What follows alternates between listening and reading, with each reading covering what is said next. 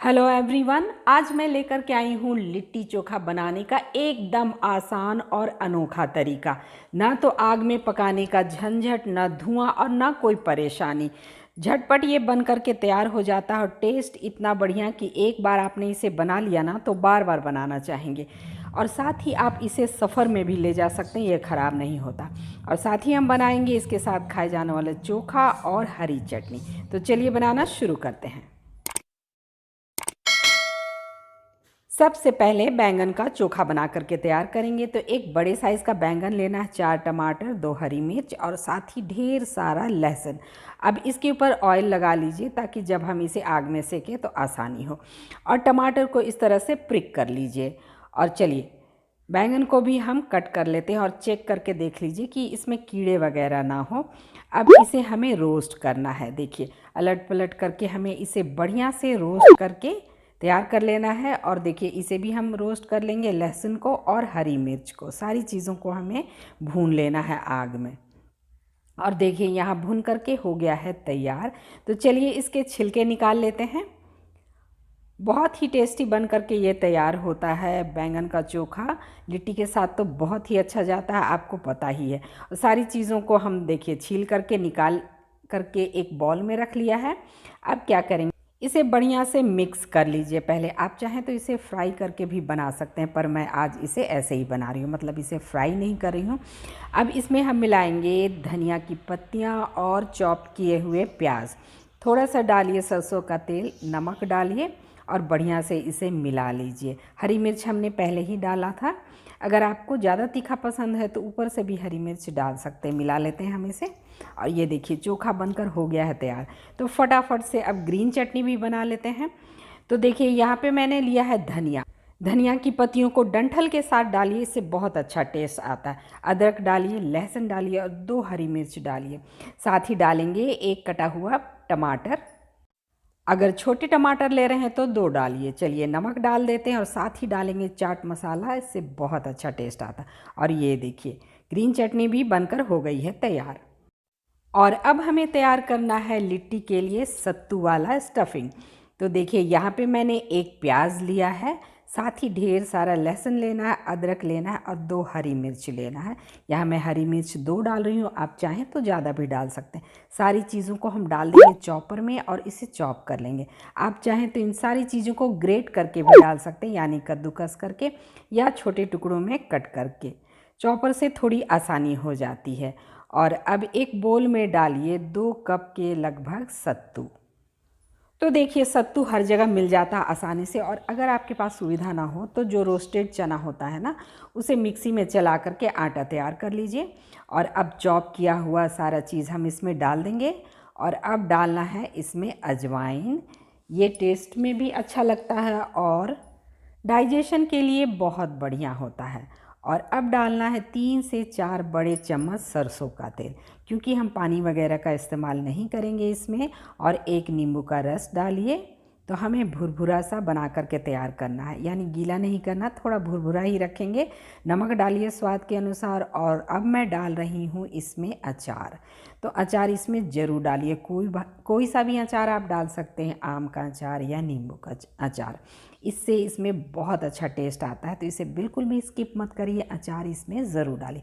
और चलिए सारी चीज़ों को हाथों से हम बढ़िया से मिक्स कर लेंगे। तो देखिए सत्तू का आटा इस तरह से तैयार किया जाता है, यानी लिट्टी का जो स्टफिंग है ना सत्तू वाला, उसे इस तरह से तैयार कीजिए भुरभुरा सा।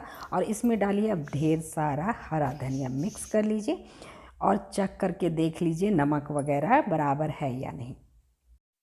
अब आटा लगा करके तैयार करना है। तो 2 कप के करीब मैं गेहूं का आटा ले रही हूँ यहाँ पे।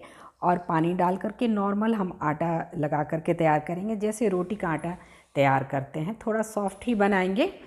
और कोई भी नमक वगैरह डालने की ज़रूरत नहीं है, बस सिंपल आपको आटा लगा करके तैयार कर लेना है। देखिए अच्छे से गूंद लीजिए इसे। और आटे को रेस्ट पे नहीं छोड़ना है, यानी जैसे ही हम गूंद कर तैयार करेंगे इसे बनाना शुरू कर देंगे। लोइयाँ काट लीजिए और थोड़ा सा डस्ट करके हम इस तरह से कटोरी का शेप देंगे। इतना आसान होता है इसे बनाना ना, कोई भी बना सकता है। सबसे अच्छी बात है कि इसे आप सफ़र में भी ले जा सकते हैं और ये ख़राब नहीं होते हैं। और चलिए अब इसमें स्टफिंग फिल करते हैं। तो बढ़िया से इसमें सत्तू डालिए इस तरह से दबा दबा करके, और वीडियो में मैं आपको आगे बताऊंगी कि किस तरह से आप बनाएं तो ये बहुत दिनों तक ख़राब नहीं हो और सफ़र में भी आप ले जा सकते हैं। चलिए इसे अच्छे से सील कर लेते हैं इस तरह से चिकना करके। देखिए इस तरह का शेप दे दीजिए आप लिट्टी का, और इसी तरह से हमें सारे बना करके तैयार कर लेना है। और यहाँ देखिए मैंने सारे बना करके तैयार कर लिए हैं। तो चलिए आगे का प्रोसेस करते हैं। देखिए इस तरह से बनाना है आपको। और अब देखिए वीडियो का सबसे इम्पॉर्टेंट पार्ट जिसके लिए आपने इसे क्लिक किया है। एक पतीले में या सॉस पैन में पानी गर्म कीजिए, और जब बॉइलिंग पॉइंट पे आ जाए यानी पानी उबलने लगे तो हमें इन सारे बॉल को डालना है। एक बार में सारा मत डालिए, थोड़ा थोड़ा करके हम डालेंगे। तो देखिए यहाँ मैंने 4 डाला है, और इसे हमें थोड़ी देर तक उबालना है, ज़्यादा देर तक उबालने की ज़रूरत नहीं है। देखिए ये खुद से ऊपर आ जाएगा, यानी 1 से 2 मिनट तक जब हम उबालेंगे तो ये पानी के ऊपर तैरने लगेगा इस तरह से। और जब सारा ऊपर आ जाए तो हमें इसे निकाल लेना है। तो चलिए इसे पलट देते हैं, और देखिए थोड़ी देर में ये बॉल खुद से ऊपर आकर के तैरने लगेंगे। तो बस इसे अब निकाल लेना है। बस 2 मिनट तक इसे कुक करना, बहुत देर तक नहीं। और चलिए अब दूसरा बैच भी हम इसी तरह से बना करके तैयार कर लेंगे, और सारे बॉल को हम पानी में डाल करके थोड़ी देर के लिए उबाल लेंगे। बहुत ज़्यादा कुक ना करें, इस बात का ध्यान रखना आपको। बस 2 मिनट तक इसे पकाना है। देखिए यहाँ पे सारे बॉल बन करके तैयार हो गए हैं। देखिए इस तरह से बनाना है, और ये ड्राई भी हो जाता है जैसे हम पानी में इसे निकालते हैं। और अब एक दूसरी कढ़ाई में लीजिए 2 बड़े चम्मच घी, क्योंकि हमें इसे तलना है। अब यहाँ आप चाहें तो ऑयल का भी इस्तेमाल कर सकते हैं, पर लिट्टी का असली स्वाद तो घी में ही आता है, इसलिए मैंने घी का इस्तेमाल किया है। और अब चलिए घी गर्म होने पे इसे हमें तल लेना। और देखिए ये कितना ड्राई हो गया है। तो इसे भी हम तलेंगे बैचेस में। और जब ढेर सारा बनाना हो ना, तो एक पतीले में सारे बॉल्स उबालते जाइए और दूसरे पतीले में इसे फ्राई करते जाइए। इससे आसानी हो जाती है और फटाफट से बन जाती है।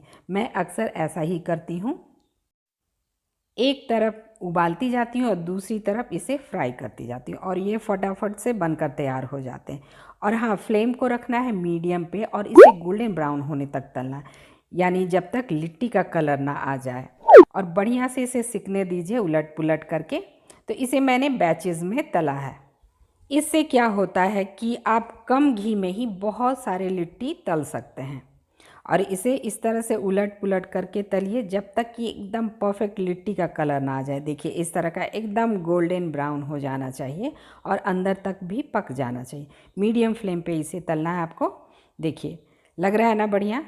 इसी तरह से सारे हम बना करके तैयार कर लेंगे। और चलिए मैं अब आपको बताती हूँ कि अगर आप इसे लंबे समय तक रखना चाहते हैं या सफ़र में ले जाना चाहते हैं तो आपको क्या करना है। सत्तू वाली जब स्टफिंग आप तैयार करें ना, तो उसमें प्याज और लहसुन का इस्तेमाल ना करें।